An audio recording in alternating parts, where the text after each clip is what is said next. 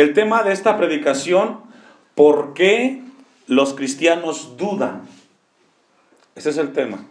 ¿Por qué los cristianos dudan?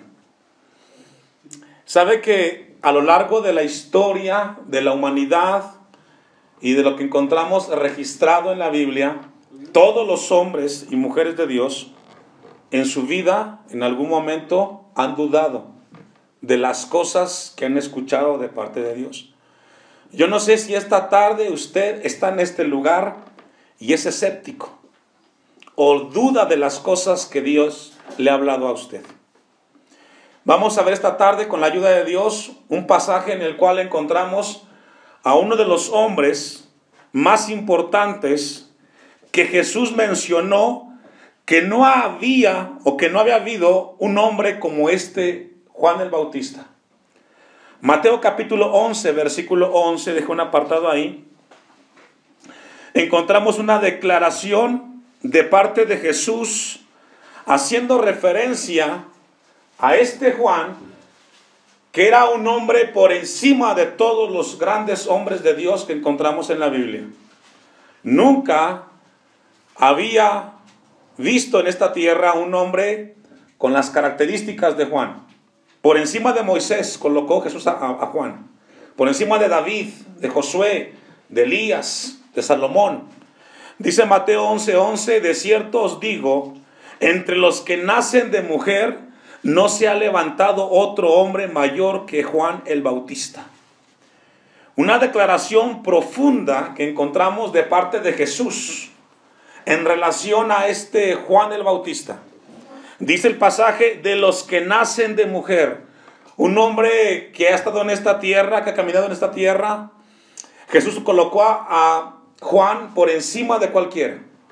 Le dio ese título. Y cuando Jesús menciona esto es porque tenía algo de cierto Jesús. Pero este hombre que nos narra Mateo 11:11, encontramos de que también dudó de las cosas de Jesús. El asunto de la duda, hermano, no es que dudes, sino que permanezcas dudando toda tu vida si lo que has escuchado o escuchas es verdad o estás equivocado. La duda es algo, alguien definió así, si usted lo quiere anotar, la duda es la lucha para creer. Esa es la duda. Es la lucha para creer. La duda es lo que te impide creer completamente en las cosas de Dios. Y en algún momento de nuestra vida hemos dudado de que lo que hemos escuchado realmente es o no lo es. Y encontramos a un hombre el cual vivió un momento difícil, pero que Dios le mostró su misericordia para superar la duda que él tuvo. En Marcos capítulo 9, versículo 14, vamos a hacer un poco de introducción antes de abordar el pasaje.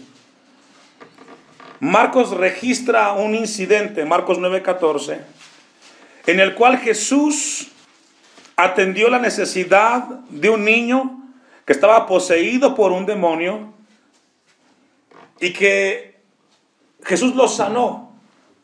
Dice Marcos 9:14, cuando llegó a donde estaban los discípulos, vio una gran multitud alrededor de ellos y escribas que disputaban con ellos. Y enseguida toda la gente viéndole se asombró y corriendo a él le saludaron. Y les preguntó, ¿qué disputáis con ellos? Y respondiendo uno de la multitud dijo, Maestro, traje a ti mi hijo que tiene un espíritu mudo, el cual donde quiera que le toma lo sacude y echa espumarajos y cruje los dientes y se va secando. Y dije a tus discípulos que lo echasen fuera. ¿Y qué pasó, hermanos? ¿Sabe que hay cosas en la vida que rebasan nuestros límites como personas, como seres humanos? Hay cosas que no está en nuestras manos la solución, hermanos. Solamente en las manos de Dios. Y tenemos que recordar constantemente que dependemos de Dios y no del hombre. Hubo una situación en la cual los discípulos no pudieron atender la necesidad de esta persona o de este niño. Y dice el versículo, no pudieron. Y respondiendo él les dijo, oh generación, ¿qué hermanos? Incrédula. ¿Sabe que muchas de las cosas por las cuales no vemos el milagro de Dios en nuestras vidas es porque hay duda, hermano? Y no hay peor terreno para el cristiano que la duda. Porque la duda te hace ser tibio. La duda te hace ser inestable. Estás con un pie adentro y otro pie afuera. Y la duda es lo que hace inestable al cristiano. Dios quiera que seamos calientes. Porque ser tibio, hermanos, es el peor terreno que puede pisar un cristiano en esta tierra. Oh generación incrédula, ¿hasta cuándo he de estar con vosotros? ¿Hasta cuándo os he de soportar? Traédmelo. Y se lo trajeron, y cuando el espíritu vio a Jesús, sacudió con violencia al muchacho, quien cayendo en tierra se revolcaba echando espumarajos. Jesús preguntó al padre, ¿cuánto tiempo hace que le sucede esto? Y él le dijo, desde niño.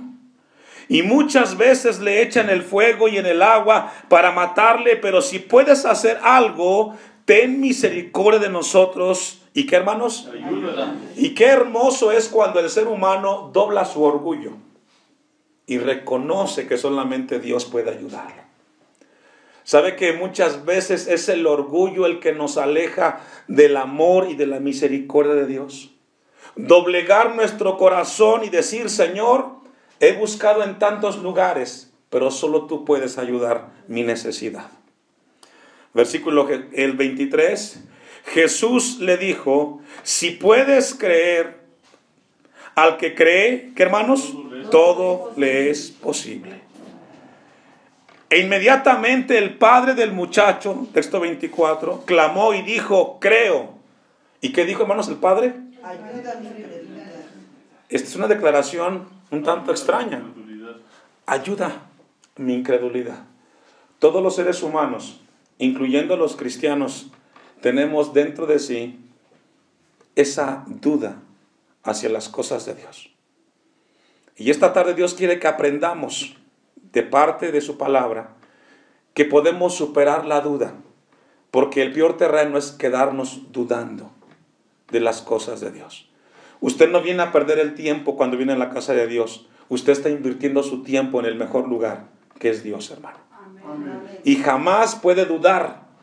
No permita que en su mente llegue ese pensamiento. ¿Vale la pena o no vale la pena? Claro que vale la pena estar cerca de Dios, hermanos. Usted y su familia, el mejor lugar es Dios. Vamos a ver con esa introducción, vamos a ver algunas razones por las cuales Juan el Bautista dudó. Razón número 1. Juan el Bautista dudó porque vivía una tragedia personal. Una tragedia personal. Lucas 3, versículo 19. Lucas 3, versículo 19. Y vamos a ver la primera razón por la cual Juan el Bautista dudó. Y la primera razón es porque Juan el Bautista vivió una tragedia personal. Cuando hay un problema personal intenso, se puede llegar a dudar de las cosas de Dios. Dice el versículo 19, entonces Herodes el tetrarca, siendo reprendido por Juan a causa de Herodías, mujer de Felipe su hermano, y de todas las maldades que Herodes había hecho. El contexto de este versículo es de que en cierto momento Herodes era el gobernante en turno. Y Juan el Bautista, con el poder de Dios, lo confrontó y le dijo, estás en pecado, Herodes. Estás viviendo con la hermana de con la esposa de tu hermano. Y eso es pecado. Lo confrontó. ¿Sabe que muchas veces decir las verdades nos cuesta muchas veces el rechazo de los demás? A Juan le costó su vida. ¿Sabe que ser honesto muchas veces nos acarrea problemas? Pero es necesario entender que es mejor decir la verdad que ser cómplice de una mentira, hermano. Juan el Bautista confrontó a este hombre importante, gobernante, poderoso, sanguinario.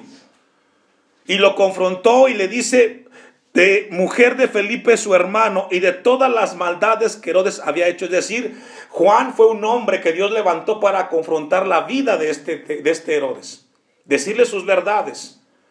Hermanos, cuando Dios nos habla en un área que estamos mal, no nos enojemos. Al contrario, Señor, gracias porque me haces ver en qué área estoy mal. Amén. Amén. Versículo 20. Sobre todas ellas, añadió además encerró, ¿qué dice, hermanos? Y es en ese momento cuando Juan está en la cárcel que él dudó. En la tragedia personal, la cárcel, hermanos, representa un lugar oscuro, solo. No sé si usted en algún momento ha escuchado o ha visto, pero una cárcel es un ambiente muy difícil. Es oscuro, te sientes prisionero. Y no hay peor lugar para el ser humano que una prisión. Y ahí estaba Juan, en ese lugar solo, oscuro, del cual nunca salió porque ahí murió, ahí lo decapitaron. Y en ese momento de soledad donde él comienza a dudar. No registra la Biblia cómo es que él pudo acercarse a uno de sus discípulos, que fue al que envió para que le preguntaran a Jesús. Pero en el momento cuando Juan duda, en Lucas 7, versículo 18, vamos a regresar.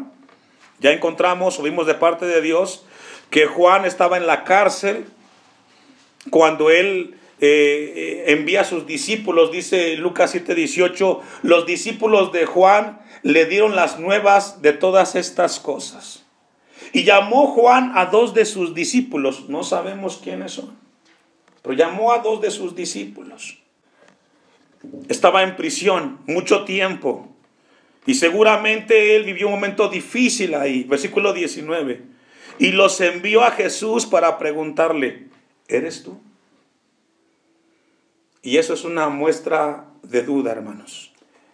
Juan el Bautista había sido un hombre que confrontó el pecado de su tiempo y llamó a una nación al arrepentimiento, pero cuando estuvo en un problema personal, dudó.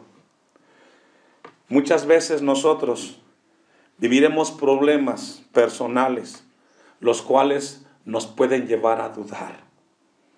Y podemos llegar a preguntarnos, ¿será que estoy haciendo lo correcto? ¿Será que mi familia está asistiendo en el lugar correcto, siguiendo lo que estamos siguiendo? Es el problema personal el que agudiza la duda en el cristiano. Y Juan el Bautista en ese momento difícil, él comenzó a dudar. La duda proviene de la incapacidad para lidiar con los problemas negativos. Valga la redundancia. Una vez más. La duda proviene de nuestra incapacidad para lidiar con las circunstancias negativas. De ahí viene la duda. Cuando nos sentimos incapaces, cuando no sabemos qué hacer, dudamos de que Dios puede hacer las cosas. Si eres cristiano y llegas a vivir en momentos difíciles y te sientes incapaz, es donde la duda puede llegar a ti. Porque fue lo que le pasó a Juan el Bautista en ese momento. No supo qué hacer. No olvidemos lo que dijo el padre de este niño en Marcos 9:24. Ayuda mi incredulidad. Cuando te sientas solo o incapaz en el problema que tienes, no permitas que la duda venga a traer temor a tu corazón. La segunda razón por la cual Juan dudó en un momento difícil es porque él se dejó influenciar por los comentarios que se habían dicho en cuanto al tema de Jesús. Se dejó influenciar.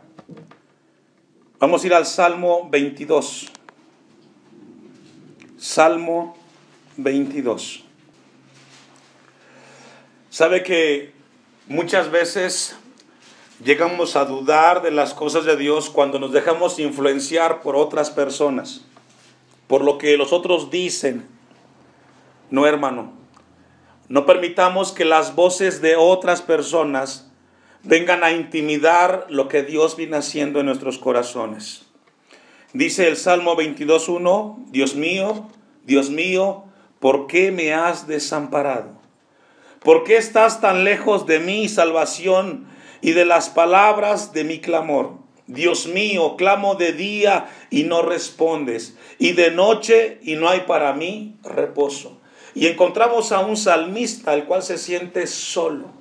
Las voces de los demás llegan a profundizar tanto en su vida que él llega a dudar. Dios mío, clamo de día y no respondes, y de noche y no hay para mí reposo. Y vemos a un hombre el cual se siente solo, influenciado por las voces de los demás. Y eso fue lo que le pasó a Juan. Se dejó influenciar por los comentarios de los demás. Y eso penetró en su corazón y lo hizo dudar de Jesús. Versículo 3. Pero tú eres santo, tú que habitas entre las alabanzas de Israel. En ti esperaron nuestros padres. Esperaron y tú los libraste. Clamaron a ti y fueron, ¿qué, hermanos? Librados. Confiaron en ti y ¿qué pasó? Cada vez que venga a ti la duda, hermanos, recuerda este salmo. La gente que ha confiado en Dios nunca ha sido decepcionado, hermanos. Si confiamos en Dios, Él nunca nos va a abandonar, Él nunca nos va a dejar y siempre nos va a contestar. Amén. Clamaron a ti y fueron librados, confiaron en ti y no fueron avergonzados. Versículo 7. Todos los que me ven me escarnecen, estiran la boca, menean la cabeza diciendo, se encomendó a Jehová, líbrele él, sálvele, puesto que en él se complacía. Y qué difícil es ese momento cuando aquellos que te ven de afuera hacia adentro te señalan. Y muchas veces esas palabras taladran el corazón, hermanos, y muchos llegan a la duda. No permitamos que eso llegue a nuestro corazón. Por muy difícil que sea el problema personal, porque escuchemos a alguien que nos diga cosas, nunca dudemos de las cosas de Dios, hermanos. Vamos a regresar al pasaje de Lucas capítulo 7. Y dice el versículo 19, y los envió a Jesús para preguntarle, ¿eres tú el que había de venir o esperaremos a otro?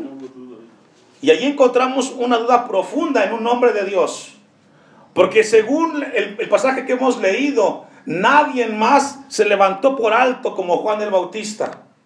Pero en un momento tan difícil, él en la cárcel, los comentarios de afuera profundizaron en su vida, agudizaron su fe.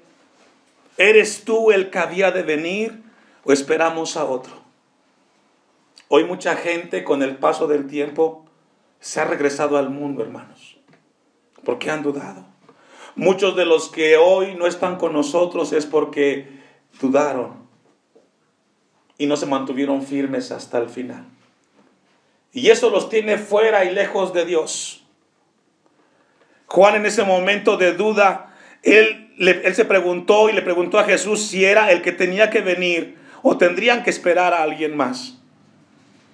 Y aquí encontramos una tercera razón por la cual Juan dudó. Y es porque no tenía la completa revelación. La completa revelación. Y ahora, bueno, pastor, ya vimos la razón por la cual Juan dudó. ¿Qué podemos hacer, hermano?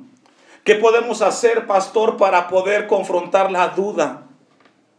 Vamos a ver 4 razones por cómo podemos superar la duda. Número 1, leer y estudiar la Biblia. Salmos 1. Busquen su Biblia. La cura para la duda es leer y estudiar la Biblia. Leer y estudiar la Biblia. Salmo, el Salmos 1. ¿Ya lo tiene? Amén. Un salmo muy conocido. Bienaventurado el varón que no anduvo en consejo de malos, ni estuvo en camino de pecadores, ni en silla de escarnecedores se ha sentado, sino que en la ley de Jehová está, ¿qué, hermanos? Su delicia. Su delicia. La duda viene al hombre y al cristiano porque no lee la palabra, hermanos. No sustenta su vida en nada. Una de las razones cómo podemos superar la duda es leyendo la Biblia, dedicándole tiempo a la palabra de Dios. Como dice el Salmo 1, dice que estará su delicia en la palabra de Jehová. Si usted solamente está escuchando música del mundo, viendo televisión, ocupado en cosas terrenales, no tendrá la fuerza para superar el momento de angustia que usted viva. Y será arrastrado por la duda, hermanos.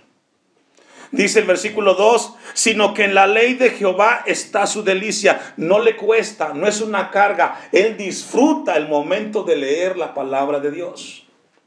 Ahora Dios nos pregunta, ¿usted lee la Biblia, hermano? Amén. Amén. Deberíamos. Un médico, ¿de qué habla, hermanos? Medicina. ¿Qué estudia? Libros de medicina. Un licenciado, libro de leyes. Y usted como cristiano, lo que tenemos que leer nosotros es la palabra de Dios. Amén. Yo no logro entender cristianos que no lean la Biblia. No lo logro entender. Y por eso cuando viene el problema y se encuentran como Juan en la cárcel, en su problema personal, no saben cómo responder. Y dudan. Y arrastran a los demás. Sino que en la ley de Jehová está su delicia, y en su ley medita de día y de noche. Tenemos que leer la palabra de Dios, iglesia. Es más, no tenemos, debemos leerla. Todos los días. Lámpara es a mis pies tu palabra, y lumbrera en mis caminos. Amén. Gloria a Dios. ¿Sabe usted que cuando se escribe ese salmo, el Salmo 119, que acabo de leer o mencionar, se escribió en el contexto, en el tiempo del desierto, en el tiempo de David? No sé cuántos de ustedes han visto los zapatos que usan, no sé si ya comenté esto aquí, que usan los zapatos los del Medio Oriente que tienen una curva enfrente hacia arriba. ¿Sí los ha visto? ¿Sabe usted por qué existe eso? Porque esa punta de arriba, en el tiempo que se escribió el Salmo 119, se colocaba una vela en esa punta, para que cuando caminara en el desierto fuera alumbrando el camino donde iba pisando. Y así es la palabra de Dios. En cada paso que vamos dando, va alumbrando nuestro caminar, hermanos. Pero tenemos que leer la Biblia. Versículo 3 del Salmo 1. Será como árbol plantado junto a corrientes de agua, que da su fruto en su tiempo, y su hoja no cae. Y todo lo que hace, ¿qué, hermanos?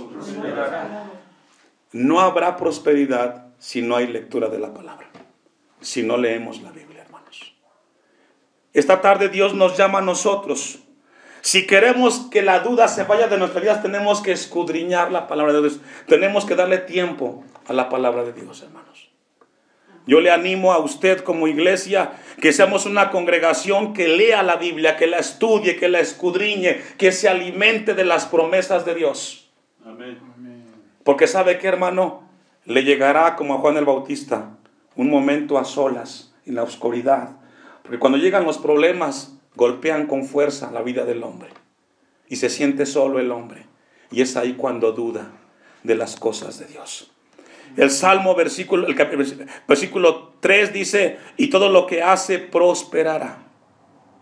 Versículo 6, porque Jehová conoce el camino de los justos, mas la senda de los malos, ¿qué dice, hermanos? Perecerá. Leamos la Biblia. Dediquemos tiempo a la lectura de la Biblia para poder conocer más de las cosas de Dios. Primero a los Corintios 2:16. Vamos a ir concluyendo. Primero a los Corintios, capítulo 2, versículo 16. Versículo 14 para entender un poco más.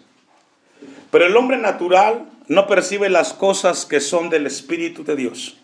Aquí encontramos a dos personas. El natural es aquel que está en la carne, en la chuleta. Todo lo ve con las emociones y con los sentimientos. A esa persona todo lo que hacemos no es entendible.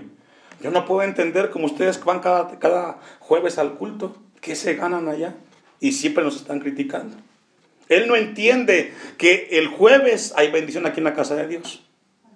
El hombre natural, el hombre carnal no entiende que congregarnos es alimentar nuestra alma de la palabra de un Dios vivo. Un hombre espiritual sabe que no es perder tiempo, es una bendición y un deleite escuchar la palabra de Dios. Pero el hombre natural no percibe las cosas que son del Espíritu de Dios, porque para él son locura. Y no las pueden entender porque se han de discernir, ¿cómo, hermanos? Espiritualmente. Estamos construyendo algo espiritual, edificando la vida, nuestra vida en cosas espirituales. En cambio, el espiritual, ¿qué pasa, hermanos? Juzga todas las cosas, las discierne, las entiende. Pero él no es juzgado de nadie, porque ¿quién conoció la mente del Señor? ¿Quién le instruirá? Mas nosotros, ¿me ayuda a leer? ¿Qué significa eso, pastor? Que tenemos que pensar o pensamos como Cristo pensaba. Padre, no se haga mi voluntad, sino hágase la tuya. Esa es la mente de Cristo. Padre, perdónalos porque no saben lo que hacen. Vivir en esta tierra es hacer la voluntad del Padre, decía Jesús. Tener la mente de Cristo hace referencia a pensar o a vivir como Cristo vivió, en obediencia y la voluntad a nuestro Padre Celestial. Amén. Es la mente de Cristo. Y cuando eso se da en nuestra vida, hermanos, ¿sabe qué? No habrá duda en el corazón del creyente. Amén. Vamos a concluir una cita más en Apocalipsis capítulo 3, versículo 14, hermanos. El mensaje a la iglesia de la Odisea. Y escribe al ángel de la iglesia en la Odisea: he aquí el amén, el testigo fiel y verdadero, el principio de la creación de Dios, dice esto, haciendo referencia a Cristo. Yo conozco tus obras. Esto es profundo, se llama omnisciencia. ¿Dios conoce qué, hermanos? Dios conoce cómo vives tú y cómo vivo yo. Podemos ocultarle al esposo, a la esposa, al papá, a la mamá, a los hijos, pero si alguien conoce tu vida perfectamente es Dios. Amén. Y ese Dios esta tarde está aquí, hermano. Y eso debe de producir temor en nuestras vidas. Cuando Dios nos dice, yo conozco tus obras, significa que no podemos ocultarle nada. El pecado más insignificante ya Dios lo vio. Y Dios pide que tengamos temor de lo que hacemos. Yo conozco tus obras, que ni eres frío ni caliente. Ojalá fueses frío o caliente, pero por cuanto eres tibio o por cuanto dudas, ¿qué, hermanos? Y no frío ni caliente, te vomitaré de mi boca. Una persona que duda es alguien tibio, hermanos. La palabra es confrontante y es fuerte. Y Dios nos la da porque nos ama. Dios quiere cristianos fervientes en las cosas de Dios. Amén. Cristianos comprometidos, esforzados en las cosas de Dios. Que cuando venga la duda, porque no podemos evitar los pensamientos. Martín Lutero dijo, no podemos evitar que los pájaros vuelen en la cabeza, pero sí podemos evitar que hagan nido. ¿Qué significa eso? No podemos evitar los pensamientos en nuestra mente, pero sí podemos evitar que esos pensamientos hagan nido en nuestra cabeza. Que vengan y en el nombre de Jesús hay que sacarlos. Amén. No permita que los pensamientos traigan tibieza espiritual a su vida. No lo permita. Cuando venga, sáquelos en el nombre de Jesús. Amén. Yo conozco tus obras, que ni eres frío ni caliente. Ojalá fueses frío o caliente. Para Dios, para Jesús, es mejor que te decidas. El problema no es que dudes hoy, sino que toda tu vida sigas dudando. Ese es un problema. Porque si hasta el día de hoy llegaste a este lugar dudando, Dios quiere que salgas de este lugar seguro de que estás en las manos de Dios. Amén. Que salgas de este lugar y camines hacia tu casa seguro de que estás afianzado en Cristo Jesús y en sus promesas. Amén.